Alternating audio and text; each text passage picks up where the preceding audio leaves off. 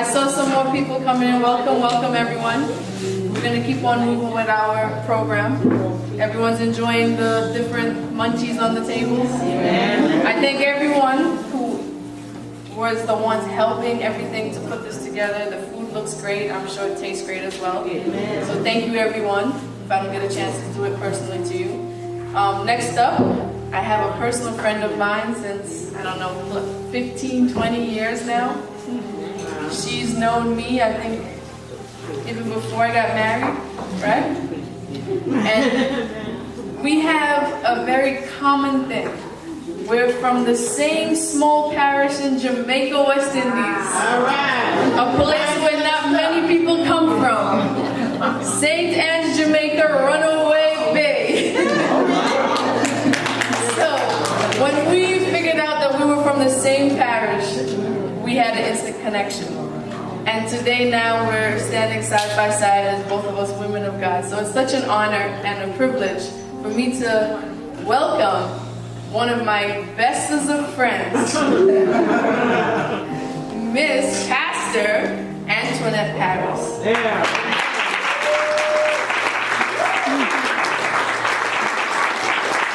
Shall we praise the Lord, everybody? Shall we praise the Lord, everybody? Hallelujah. Shall we? Can I use it? Yes. Oh, come on and give the Lord a praise. Amen. As Sherry would say, amen, we know each other for a very long time. Amen. And I'm delighted, amen, to be here to celebrate with her in this women's empowerment service. Amen. Amen. It is good when we women can come together and celebrate the goodness of the Lord. Amen. Amen. And I want to say to you, continue to do the work that God has called you to do. It's not an easy road. I want to acknowledge with me today, amen, we have my son and my daughter. Amen. Brother Matthew, can you stand? And my daughter Abigail.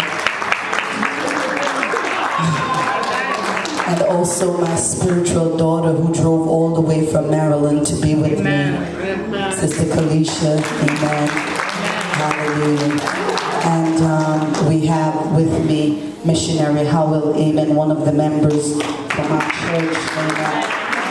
I tried to get more people to come, but everybody seemed to be busy. Amen. In these last days, I get to understand that I have 40 minutes to do this. Amen. And to the young lady that sang, amen, you're truly a blessing. Amen. I would have sat there all day and listened to you. I was hoping you kept on singing and singing and singing. You know when your time is coming and somebody else is in front of you and they're doing absolutely wonderful, you don't mind that the Spirit of the Lord tarry there. Amen. Amen. But I have an assignment and I want to stay true to it. Your theme is fill my cup. Amen. And I want to read in your hearing for just a few minutes. Amen. Matthew chapter 9 verses 20 and 21. And behold, a woman which was diseased with an issue of blood 12 years came behind him and touched the hem of his garment. For she said within herself, if I may touch his garment, I may be whole. And 22, but Jesus turned him about, and when he saw her, he said, daughter, be of good courage, thy faith had made thee whole. Amen. Father, in these next few minutes, I pray that you will bless these words. Let the words of my mouth and the meditation of my heart be acceptable in thy sight, O Lord, my strength and my redeemer.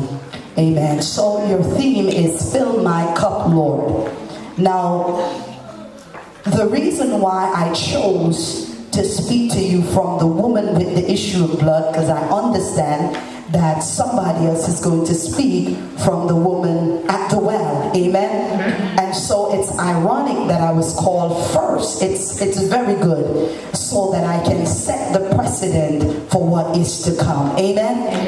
And so when we look at this particular woman, the Bible said that she had an issue.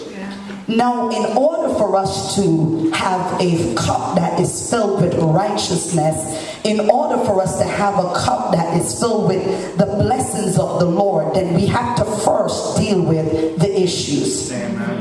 The issues that are plaguing us, the issues that are bombarding us, the issues that are blocking us from seeing or from receiving the blessings of the Lord. For the Bible said the blessings of the Lord make it rich and it add no sorrow. The Bible speaks of this woman who had an issue of blood. Here is what I want to say. Some of us are dealing with issues that had nothing to do with you yourself. But it's an issue that sometimes some of us were born with, or it's a generational curse. It is an issue that was passed down to you, or something that you inherit, but you did not commit a sin in order for you to have this issue. Here the Bible is telling us about this woman with the issue of blood. She did not sin as a result to acquire this issue. However, she had this issue. The Bible helped me to understand that she was plagued with this issue for 12 years. Now we understand what this issue was. We're all ladies. We have a few men in here and a few children, but we know what this issue was. We will call it our cycle. It comes every month, a certain time. It comes for 5 days, 7 days. You know what? You come on, ladies. You know what I'm talking about. But there was this particular woman. Now she finds herself in a situation where she's plagued for 12 years. How am I going to receive the overflow? How am I going to receive the blessings that God has in store for me? Because my cup has something in it that is hindering me from receiving the blessings of the Lord. Look at your neighbor and say, neighbor, what it is that you have in your cup that you cannot receive the blessings of the Lord. And the truth of the matter is, sometimes, my God, sometimes the cup is there and you are waiting to receive. Son, help me. You are waiting to receive something in the cup and you are holding your hands out and you're saying, give me something. But every time somebody comes to drop something, every time God comes to drop a blessing, it just bumps right back on, because your cup is full with stuff that had no business being in there. Oh, come on, somebody. I want to talk to your mothers, but it was not your fault. It wasn't your doing. You didn't do it. It was something that your mother did or your grandmother did, and as a result of that, you are living a life through somebody else's eyes. Oh, come on, don't act like you don't know what I'm talking about. Come on, somebody. Some of us are suffering from generational curses. It's nothing that you did, but you inherited as a result of the bloodline. But I come to tell somebody, look at your neighbor and say, neighbor, it's time to get rid of that issue. It's time to get your cup. I wish you would just lift your cup off your table and say, it's time to turn it over. Empty your cup of that issue. Whatever your issue is, it may be a financial problem. Whatever your issue is, turn it over. See, because we're not going to receive what God has in store for us if we don't turn the mess out. And sometimes as a result of that, we struggle in our lives. We struggle as women. We struggle as mothers. We struggle as females. But I come to help you to understand there is a man by the name of Jesus. The Bible said that she suffered 12 long years, but she heard. Tell somebody it's good to hear, but it's good to hear the right stuff, because if we are hearing the wrong stuff, then our issues will remain in the cup. But if we hear about the right stuff will help us to get rid of the issues. Come on, somebody. Oh, you're not talking to me. The right stuff will help you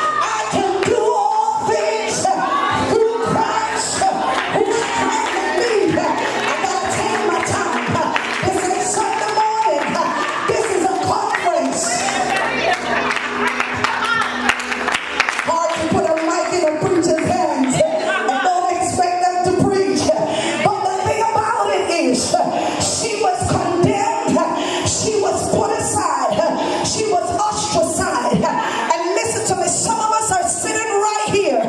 We are condemned. We're being abused. We're being mistreated. We're being misused. Come on. You acting like you don't know what I'm talking about. People don't talk down on you. They said you would never make it. You would have never come to nothing.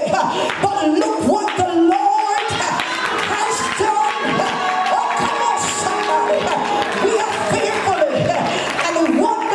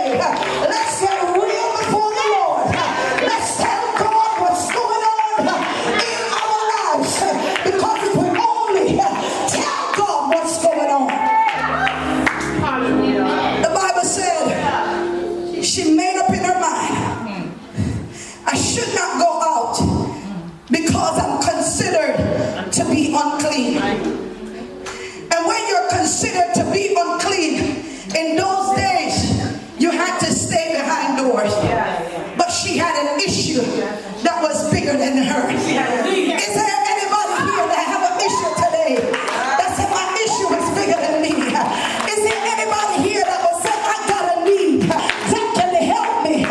It's Jesus. Donald Trump, I'm sorry, he cannot help you. The Congress cannot help you. The Senate cannot help you. Oh, help me, Mr. Musician. But he can't help me. The only person that can help me is Jesus Christ. And so the woman got herself up. Sometimes you got to get yourself up. In spite of the mess that you're in spite of the confusion, in spite of the hurt and the pain, you got to shake yourself. I said, I've heard that Jesus is passing this way.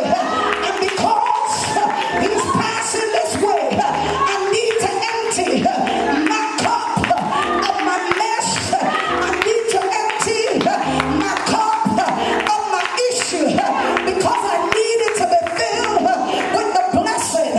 For the Bible says, the blessings of the Lord make it rich and it add no sorrow. So she purposed in her heart, I don't care what the Pharisees said. I don't care what the religious leaders said. Thank you, God. You know, you got some people in church. Ladies, let me talk to this table. Because of the way how you look, people look down upon you. They condemn you. They criticize you. They ostracize you. But this woman did not care how she looked. She knew she had an issue. But she was not concerned anymore about the issue. No, she wanted a solution to the problem. And when you get to the place of desperation, where you need a solution to the problem, you don't care if the president is in your way. You're going to get your solution. You're going to get your problem fixed. Oh, come on, somebody. And the woman got up and she saw that the crowd was thick, but she did not let that discourage her. Oh, come on, somebody. Women, we can't let nobody discourage us. I want everybody in this room to stand on your feet because I want you to do something. When discouragement comes, I want you to say to the devil, get out of my way. You gotta push. The Bible said that the crowd was thick, and I'm considering myself as the woman with the issue of blood, and this is my crowd. When she looked at the crowd, Sherry, she could have gotten discouraged. She could have said, I'm not going. She saw the disciples. They were standing all around Jesus, but her issue was bigger than her. And she said, I'm not going back. I come this far. Look at your neighbor and say, neighbor, I come this far by faith, and I'm not going back. No going back. No retreat. No surrender. And so she pressed away and went, oh, come on, somebody. When she realized that the crowd was too thick, you see the thing about this woman, she was not looking for notification. She did not want Jesus to see her.